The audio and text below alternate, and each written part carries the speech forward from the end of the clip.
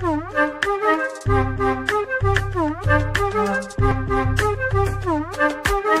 पढ़ाते नहीं, पढ़ना सिखाते हैं। Hello everyone, welcome to the session friends, welcome to E911। This is your educator Siya और आज हम करने वाले हैं बायोलॉजी का last lecture. So next lecture में इस चैप्टर का 100 MCQs करेंगे सो दैट आपका ये चैप्टर कंफर्म हो जाए। ओके, चलिए शुरू करते हैं फटाफट से। पिछले लेक्चर में हमने क्या बात किया था? कॉमन नेम के बारे में। अब क्या पढ़ेंगे? बायोलॉजिकल नेम के बारे में। बायोलॉजिकल नेम क्या होता है? क्या होता है बायोलॉजिकल नेम? चलिए देखते हैं। बायोलॉजिकल नेम जो होते हैं ना, जनरली तो होते हैं ना, ये लैटिन में होते हैं। ठीक है, लैटिन में होते हैं। बट अगर लिखे जाए तो किस में लिखे जाते हैं? Written in italics. ओके, ठीक है, समझ रहे हो? तो ये जो बायोलॉजिकल नेम्स है इसमें कैसे होते हैं? होते हैं लैटिन में, बट अगर रिटन लिखे जाए तो ये किस में लिखे जाते हैं? इटैलिक्स में लिखे जाते हैं। ठीक है, जनरली बायोलॉजिकल नेम्स में कितने कंपोनेंट होते हैं? बायोलॉजिकल नेम्स में 2 कंपोनेंट होते हैं। ठीक है, 2 कंपोनेंट होते हैं। 2 कंपोनेंट से मिलकर बने होते हैं बायोलॉजिकल नेम्स।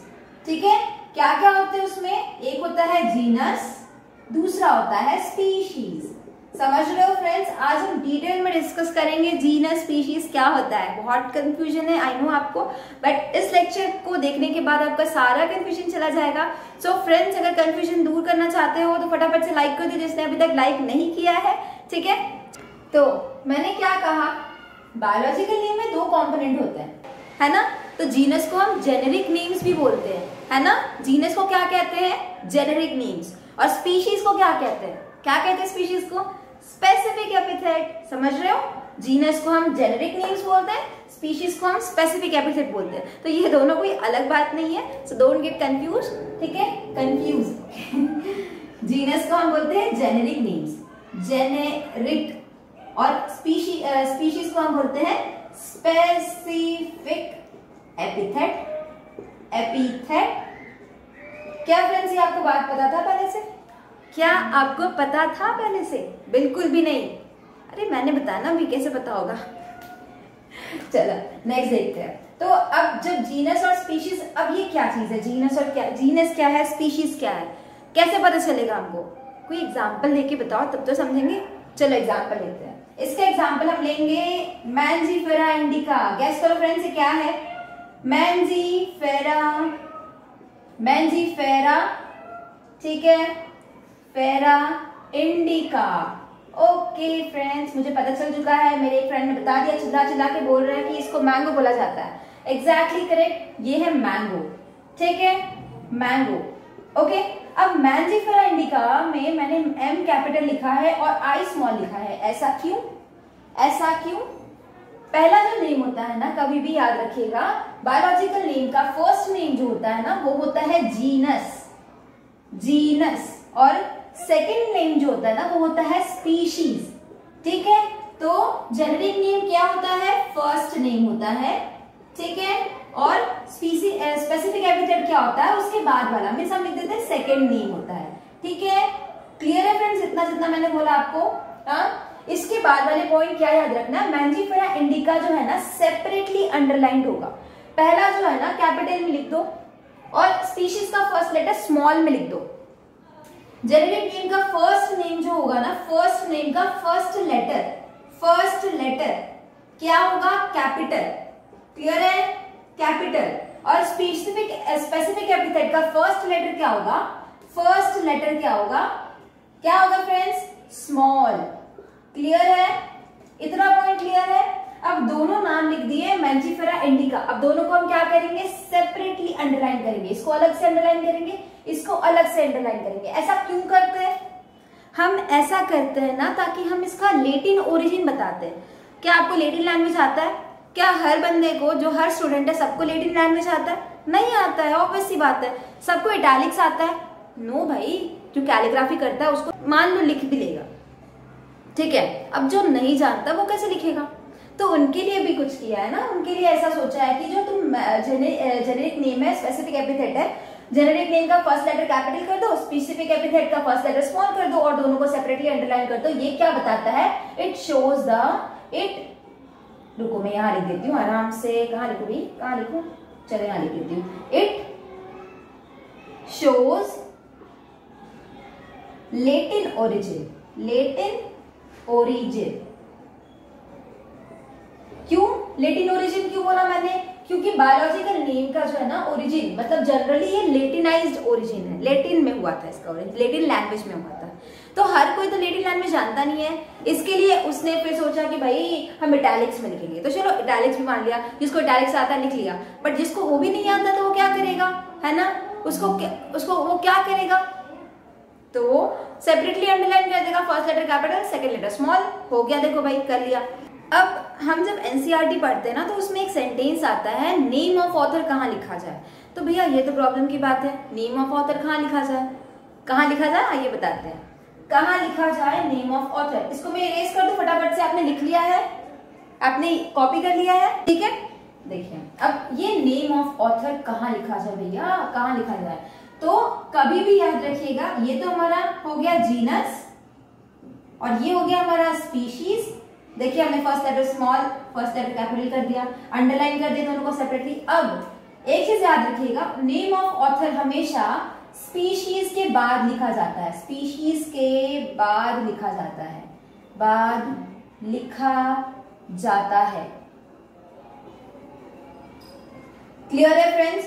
तो मैं कहां लिखूंगी, कहां लिखूंगी मैं लिखूंगी यहां पे लिनन।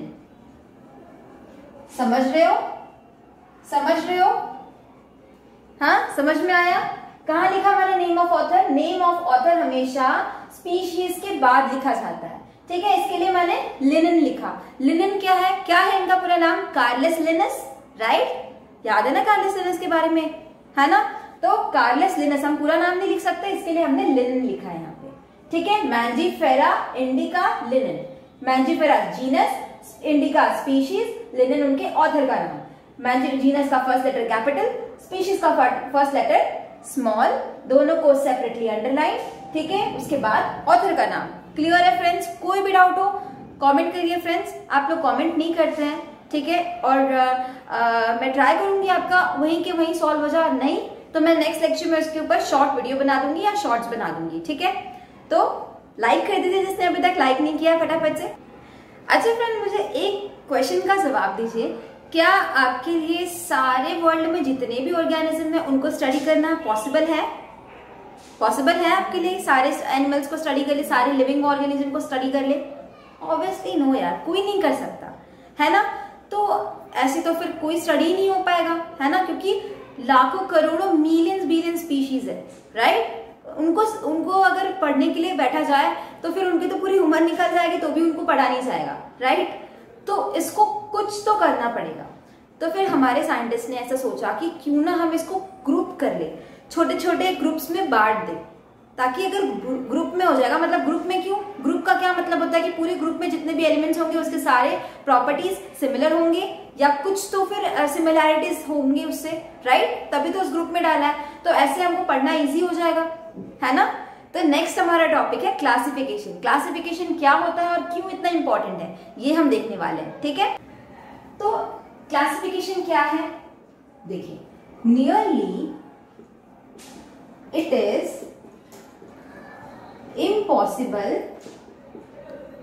possible to study या फिर it is impossible to study nearly all living organisms. It is impossible to study nearly all living organisms. All living organism. तो इसका क्या उपाय है, क्या उपाय है इसका बताइए, कोई तो सोल्यूशन होगा ना। इसका सोल्यूशन है क्लासिफिकेशन। तो what is classification? Classification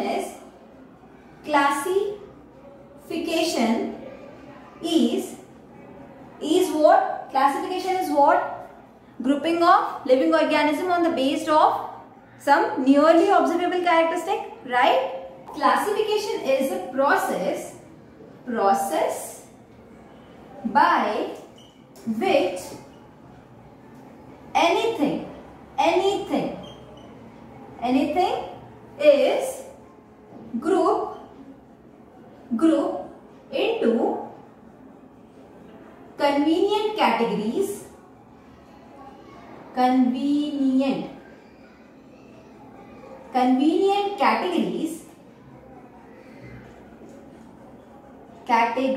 okay categories on the basis of some easily observable characteristic। Okay बाबा, इतना बड़ा डेफिनेशन है, इससे क्या मतलब, क्या होता है इसका मतलब है कि क्लासिफिकेशन एक प्रोसेस है। कैसा प्रोसेस है? इसमें जितने भी लिविंग ऑर्गेनिज्म है उसको एक ग्रुप में बांटा गया है। कैसे बांटा गया है? सम इजीली ऑब्जर्वेबल कैरेक्टरिस्टिक के बेसिस पे। अब इजीली ऑब्जर्वेबल कैरेक्टरिस्टिक क्या होता है बताइए। चलो मान लिया ये हमारा प्लांट है। अच्छा, ये एक प्लांट है।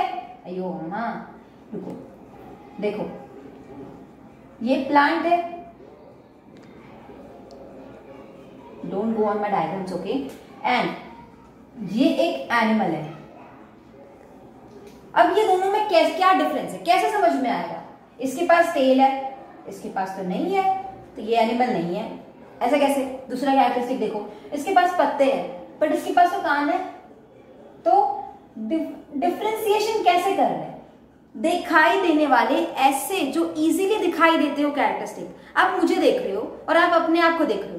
मुझ में और आपके में क्या है? आप फेयर होंगे, मैं डार्क हूं, मेरे आई कलर ब्लैक है, आपका ग्रीन होगा, मेरा हेयर कलर ब्लैक है, आपका ब्लॉन्ड होगा, ब्राउन होगा, राइट? तो ऐसे डिफरेंशिएशन कर रहे हैं हम, है ना? समझ रहे हो? क्लियर है आपको? कोई डाउट है यहाँ तक? तो नियरली ऑब्जर्वेबल कैरेक्टरिस्टिक वो होते हैं जो कि हमको आसानी से दिखाई दे रहे हैं। प्लांट का हो सकता है, एनिमल का हो सकता है, इंसेक्ट का हो सकता है, किसी चीज का भी हो सकता है जो इजीली दिखाई देने वाला कैरेक्टरिस्टिक है। उसके बेसिस पे किसी भी चीज को ग्रुप करना, है ना, उसको क्लासिफिकेशन कहते हैं। तो आई होप आपको इतना क्लियर होगा, ठीक है? क्लासिफिकेशन प्लांट का हो सकता है, एनिमल का हो सकता है, इंसेक्ट का हो सकता है। तो हम यहाँ पे एग्जाम्पल लिख देते हैं। एग्जाम्पल है plants, animals,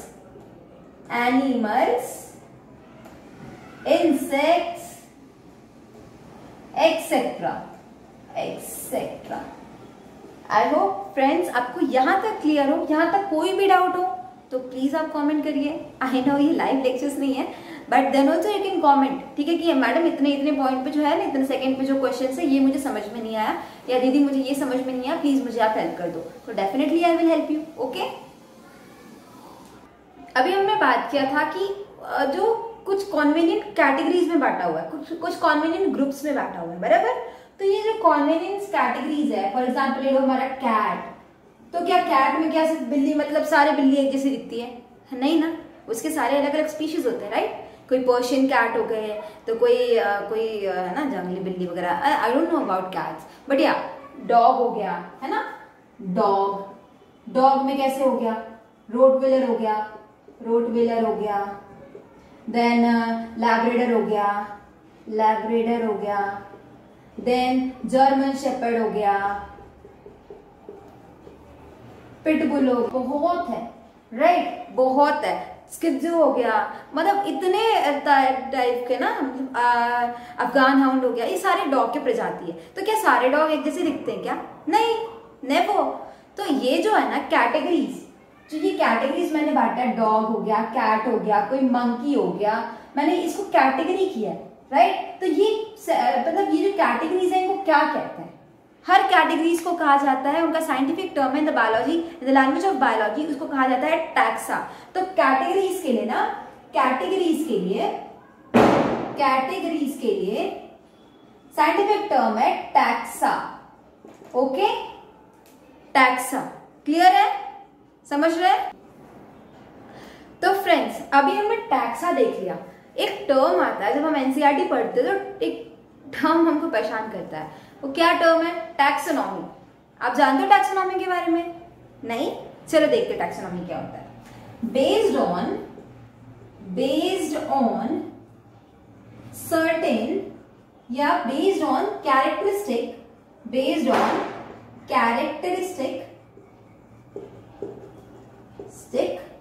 all the living organism can be classified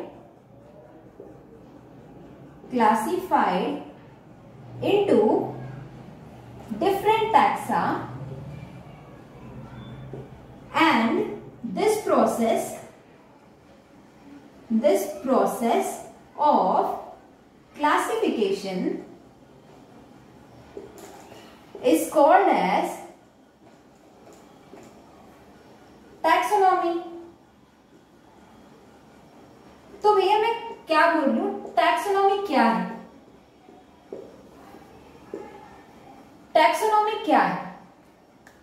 taxonomy जो है ना, एक मतलब सर्टेन कैरेक्टरिस्टिक लिविंग ऑर्गेनिज्म है, उसके कुछ कैरेक्टरिस्टिक होंगे, राइट? कैरेक्टरिस्टिक क्या होता है? बिहेवियर। तो कोई ऑर्गेनिज्म है, उसके कुछ बिहेवियर्स होंगे, उसके बेसिस पे उसको कैरेक्टराइज करना, ये कैटेगरी में बांट देना। देखो, based on the characteristic all the living organism, मतलब बेस्ड ऑन उसके कैरेक्टरिस्टिक, उसका बिहेवियर, ठीक है, सारे लिविंग ऑर्गेनिज्म के वो क्लासिफाइड होते हैं डिफरेंट टैक्सा में। टैक्सा क्या है? कैटेगरीज। डिफरेंट कैटेगरीज में बटते हैं, ठीक है, बांटे जाते हैं। तो ये प्रोसेस को क्या कहता है? टैक्सोनॉमी। तो टैक्सोनॉमी क्या होता है? Based on the living organism के behaviour, on the basis of behavior it is classified or grouped into certain categories, and that categories is called as a taxa, and the process of categorization is called as a taxonomy। Clear है friends? कोई doubt है? नहीं? अगर हो तो please comment कर दीजिए, I will help you out, okay? और जिसने लाइक नहीं किया है friends, this is not fair, this is not good, like कर दीजिए फ्रेंड्स, ताकि मुझे भी एनर्जी आए, है ना? आपके क्यूट से लाइक मेरे को बहुत सपोर्ट करते हैं, तो प्लीज दिल खोल के लाइक करिए, लाइक करो जल्दी से। अब हमने इतना पढ़ाई कर लिया, कुछ क्वेश्चंस भी बन जाए। चलिए एक क्वेश्चन मैं आपसे पूछती हूँ, सबको जवाब देना है, ओके? चलो, एमसीक्यूज है और ये क्वेश्चन आपको डिसाइड करेगा 4 marks in NEET exam, okay? चलिए, तो क्वेश्चन है, dash is the process basic to taxonomy। Tell me friends, जवाब दो। हाँ, बताओ, आंसर बताओ, मुझे फटाफट आंसर सुनना है। Come on, give the answer fast. आपके पास समय शुरू होता है अब। टिक टिक 1, टिक टिक 2, टिक टिक 3। चलो यार, नहीं आया तुमको, हैं? बताओ, इतना पढ़ने के बाद भी नहीं आया। इसका आंसर है निक। अरे यार, ये क्या चीज है? निक कौन सा पढ़ा रहे हो बायोलॉजी में? ऐसा कौन सा शब्द आ गया निक जो मुझे पता नहीं चला? टेंशन लेने वाली बात नहीं है, सदमे से बाहर आ जाओ। एन से होता है नॉमेनक्लेचर, क्लियर है? आई से हो जाता है आइडेंटिफिकेशन,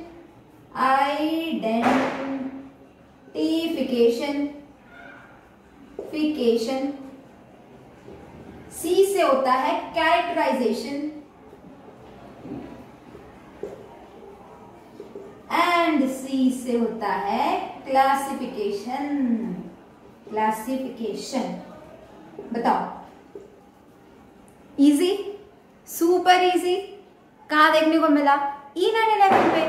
अब लाइक नहीं करोगे ना भैया तो सच्ची, चलो छोड़ो, लाइक करो और ये ट्रिक को अपने सारे फ्रेंड्स को बचाओ, क्योंकि उनको जरूरत होगा। ये चारों कठिन शब्द याद नहीं हो रहे होंगे, तो इसके लिए ये जो ट्रिक है बहुत हेल्पफुल है, और ये ट्रिक से आपके 4 नंबर होते हैं पक्के। कंग्रेचुलेशंस।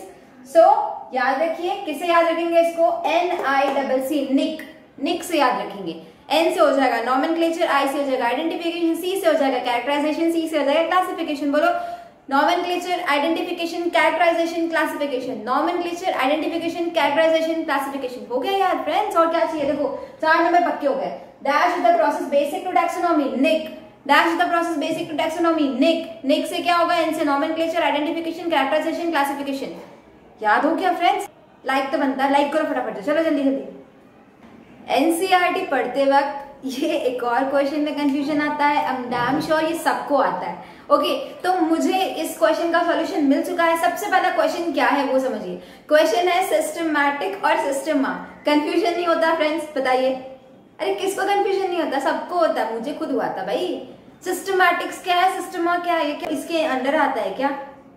कैसे पता चलेगा? तो आइए हम डिफरेंस देखते हैं दोनों में, कैसे पहचानेंगे Systema, systematics and सिस्टेमा।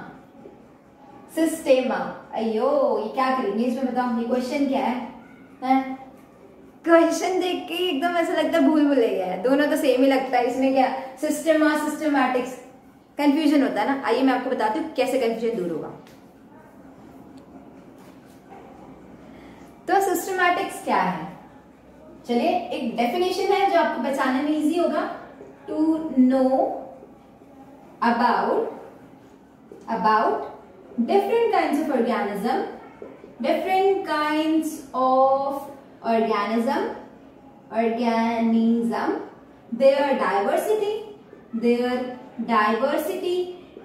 diversity and relationship among them।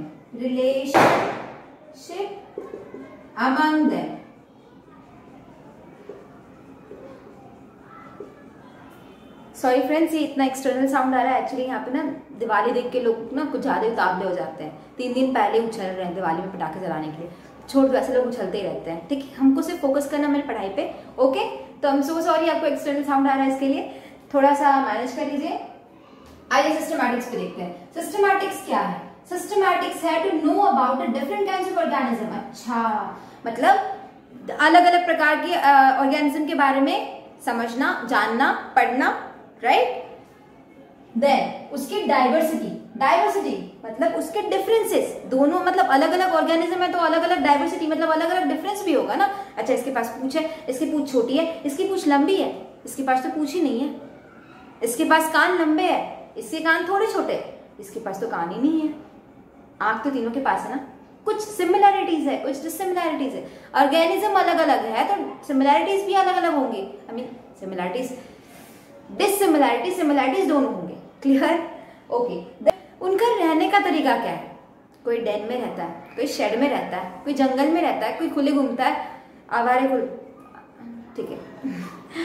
तो ऐसे उनके रिलेशनशिप, किस तरीके से उनका बिहेवियर है, किस तरीके से वो टैकल करते हैं प्रॉब्लम्स को, किस तरीके से टैकल करते हैं, मतलब क्या है उनका रहने वहने का तरीका, उसको बोलते हैं। ठीक है, तो बेसिकली सिस्टमैटिक्स क्या है? To know about the different kinds of organism, their diversity and their relationship amongst them. उनका रिलेशनशिप क्या है? क्लियर? तो सिस्टमैटिक्स क्या है? सिस्टमैटिक्स तो हमने समझ लिया कि भाई डिफरेंट काइंड्स ऑफ ऑर्गेनिज्म के बारे में पढ़ाई करना, उसके डाइवर्सिटी के बारे में जानना, उसके रिलेशनशिप के बारे में जानना। सिस्टमा क्या है? It is systematic arrangement of organism। क्या समझ में आया? सिस्टमैटिकली कोई भी ऑर्गेनिज्म को अरेंज करते हैं ना, उसको सिस्टमा कहते हैं। तो ये अरेंजमेंट है और ये जो है ना उसके बारे में जानना, उसके डाइवर्सिटी के बारे में समझना, उसके रहन सहन के बारे में समझना, वो है सिस्टमैटिक। क्लियर हो गया? तो किसी के बारे में समझना, किसी को पढ़ना, किसी के बारे में जानना, दैट इज सिस्टमैटिक्स, और उसको सिर्फ अरेंजमेंट करना सिस्टमा। क्लियर है फ्रेंड्स? आई होप अभी आपको डाउट बिल्कुल नहीं होगा, क्लियर हो गया होगा, एकदम फुल टू क्लियर, एकदम 100% क्रिस्टल क्लियर हो चुका है। तो अगर हो चुका है तो एक लाइक तो बनता है फ्रेंड्स। जिसने लाइक नहीं किया है प्लीज प्लीज प्लीज लाइक कर दो, और ये वीडियो खत्म होने के बाद शेयर जरूर करिएगा फ्रेंड्स, और सब्सक्राइब भी। ओके फ्रेंड्स, जैसे कि अभी हमने एक एमसीक्यूज देखा था, अगेन एक एमसीक्यूज है और ये बहुत इंपॉर्टेंट एमसीक्यूज है, प्लीज इसको ध्यान से देखिए। एमसीक्यूज नंबर 2, मार्क्स कितना? 4 मार्क्स। क्लियर? लिनस जानते होंगे, Carolus Linnaeus used dash as what? Dash as his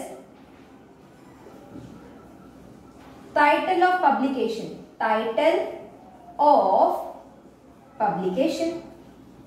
बताओ। नहीं अब तो बताना ही पड़ेगा, बहुत हो गया, बहुत छुप ली है। ठीक है। Linnaeus use dash as his title of his publication. Linnaeus ने अपने पब्लिकेशन के टाइटल के अनुसार किसको चुना, किसका चुनाव किया? बताइए फ्रेंड्स, आपका समय शुरू होता है अब। टिक टिक 1, टिक टिक 2 एंड टिक टिक 3। किसी ने भी जवाब नहीं दिया, कोई बात नहीं, मैं बताती हूँ। सिस्टेमा नेचुरे। समझ रहे हो? ये बहुत इंपॉर्टेंट क्वेश्चन है। 4 मार्क्स आपके फिर से पक्के हो गए फ्रेंड्स। तो इसी तरह अपने 4-4 मार्क्स पक्के कराते जाओ, मेरे से बायोलॉजी पढ़ते जाओ ना, बल्कि बायोलॉजी हर सब्जेक्ट पढ़ सकते हो मेरे से। बस आपका सपोर्ट चाहिए, सपोर्ट करो तभी तो पढ़ा पाऊंगी ना सारे सब्जेक्ट आपको।